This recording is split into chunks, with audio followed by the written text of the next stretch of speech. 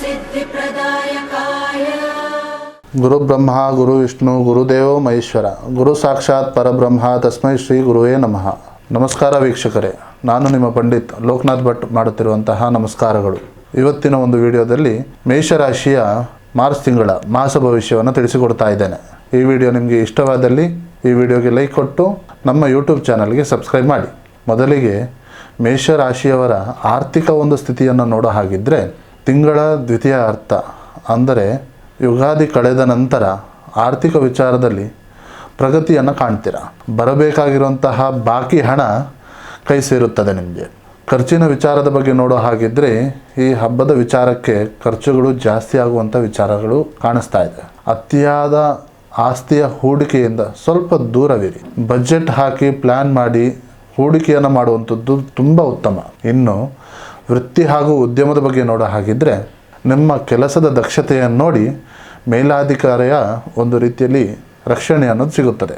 ಹೊಸ ಉದ್ಯೋಗವನ್ನು ಮಾಡುವಂತಹ ವಿಚಾರವಿದ್ದರೆ ಹೊಸ ಉದ್ಯೋಗದ ದಾರಿ ತೆರೆಯುತ್ತದೆ. ಆತುರದಲ್ಲಿ ಈಗಿರುವಂತಹ ಕೆಲಸಕ್ಕೆ ರಾಜೀನಾಮೆಯನ್ನು ನೀಡಬೇಡಿ. ಆಫೀಸ್ ಹಾಗೂ ರಾಜಕೀಯದಿಂದ ಸ್ವಲ್ಪ ದೂರ ಇರಿ. ನಿಮ್ಮ ಕೆಲಸವಷ್ಟೇ ನಿಮಗೆ ಶ್ರೀರಕ್ಷೆ. ಇನ್ನು ವ್ಯವಹಾರದ ಬಗ್ಗೆ ನೋಡೋ ಹಾಗಿದ್ದರೆ, ಹೊಸ ಬಿಸ್ನೆಸ್ಸಿಗೆ ಪ್ಲ್ಯಾನ್ ಮಾಡಬೇಕು ಅಂತ ಹೇಳಿದ್ರೆ ಯುಗಾದಿ ಕಳೆದ ನಂತರ ಪ್ಲ್ಯಾನ್ ಮಾಡೋದು ಉತ್ತಮ. ಕಟ್ಟಡ ಸಾಮಗ್ರಿಗಳು ಹಾಗೂ ಕಟ್ಟಡವನ್ನು ನಿರ್ಮಾಣ ಮಾಡುವಂತಹ ವ್ಯಕ್ತಿಗಳಿಗೆ ಉತ್ತಮವಾದ ಅವಕಾಶಗಳಿದೆ. ಕೃಷಿಕರಿಗೆ ಹಾಗೂ ಹೋಟೆಲ್ ಉದ್ಯಮದವರಿಗೆ ತುಂಬ ಲಾಭ ಬರುವಂತಹ ನಿರೀಕ್ಷೆ ಇದೆ. ಪಾಲುದಾರರ ಮಧ್ಯೆ ಒಂದು ಭಿನ್ನಾಭಿಪ್ರಾಯ ಬರುವಂತಹ ಸಾಧ್ಯತೆಯಿದೆ. ತುಂಬ ಜಾಗೃತಿಯಿಂದ ಇರಿ. ಇನ್ನು ಪ್ರೀತಿ ಹಾಗೂ ಕುಟುಂಬದ ಬಗ್ಗೆ ನೋಡೋ ಹಾಗಿದ್ದರೆ, ಮನೆಯಲ್ಲಿ ನೆಮ್ಮದಿಯ ವಾತಾವರಣವಿರುತ್ತದೆ. ಹಿರಿಯರ ಆರೋಗ್ಯ ಸುಧಾರಿಸುತ್ತದೆ. ಒಡ ಹುಟ್ಟಿದವರಿಂದ ಸಹಾಯ ನಿಮಗೆ ದೊರೆಯುತ್ತದೆ. ಇನ್ನು ಪ್ರೀತಿ ಬಗ್ಗೆ ನೋಡೋ ಹಾಗಿದ್ದರೆ, ಸಂಗಾತಿಯ ಮಧ್ಯೆ ಪ್ರೀತಿ ಪ್ರೇಮದ ವಿಚಾರ ಹೆಚ್ಚಾಗುತ್ತದೆ.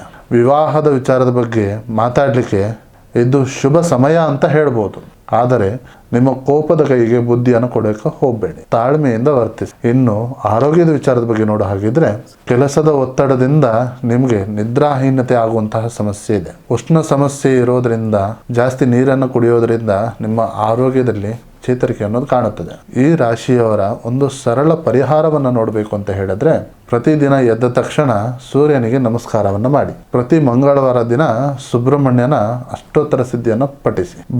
ಬಡವರಿಗೆ ಸಾಧ್ಯವಾದಷ್ಟು ದಾನವನ್ನು ಮಾಡಿ. ಒಟ್ಟಾರೆ ಈ ತಿಂಗಳು ನಿಮ್ಮ ಆತ್ಮವಿಶ್ವಾಸವೇ ನಿನಗೆಲ್ಲವು. ಯುಗಾದಿ ಹಬ್ಬ ಈ ತಿಂಗಳು ಬರೋದರಿಂದ ಹಳೆಯ ಕಹಿ ನೆನಪುಗಳೆಲ್ಲ ಮರೆತು ಹೊಸ ಜೀವನವನ್ನು ಸೃಷ್ಟಿಯಾಗುತ್ತದೆ. ಸೊ ಇದಾಗಿತ್ತು ಮೇಷರಾಶಿಯವರ ಮಾರ್ಚ್ ತಿಂಗಳ ಮಾಸ ಭವಿಷ್ಯ.